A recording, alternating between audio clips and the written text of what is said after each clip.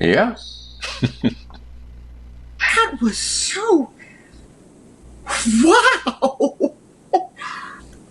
Good stuff, huh? I never knew it could be that. Life is full of surprises.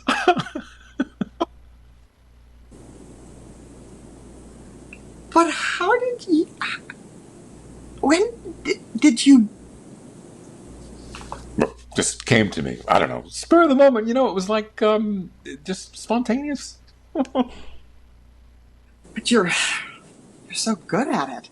Phoning It In follows the misadventures of a divorced couple throughout lockdown, rekindling their relationship in a very funny and abstract way when they realize that their phone sex was basically better than when they had sex in real life. I loved both of the leads here. One of them is a character that recurs throughout the series. And the female lead was also very funny. I recognize the actress, and I think her work is amazing. Both of them took the script and elevated it to such a comedic level, and I think that it works as well as it does because these are two incredibly talented actors working with the material. I loved the world that they were building around this, the online book club and the history that they have with other friends and peers of theirs. And their relationship was very believable. They had chemistry. It was erotic and funny and cringy at times in a good way.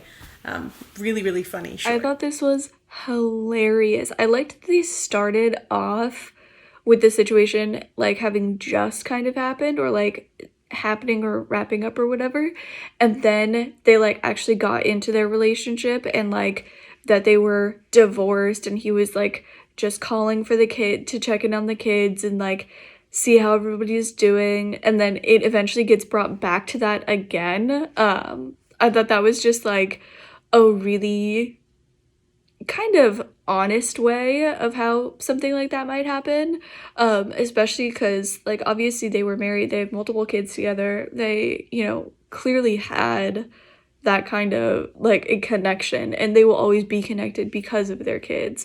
So I loved that they like started that conversation and her being like, oh, like what just happened, and then brought it back to like reality of her like coming back to herself in like a lot of ways, and like to the reality of what their relationship is, and then like getting drifted back out again.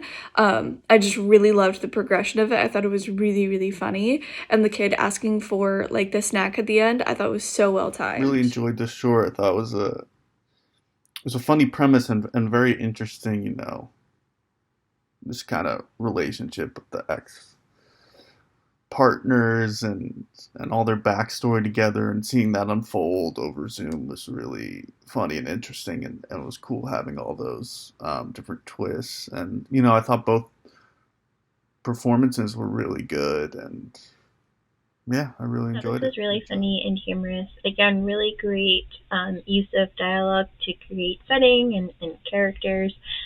Amazing acting.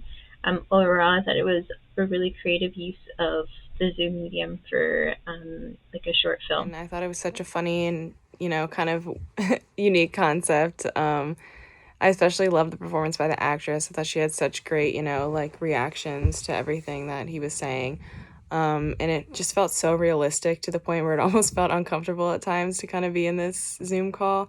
But I think that's just a testament to the actors and to your writing ability. I thought it was just super funny to watch overall, and a really well done job of using Zoom to kind of tell these different and unique stories. So yeah, good job. So great. I didn't realize in this series of videos that actors were going to reprise their roles. So when Fred was back, I was like, oh, yay.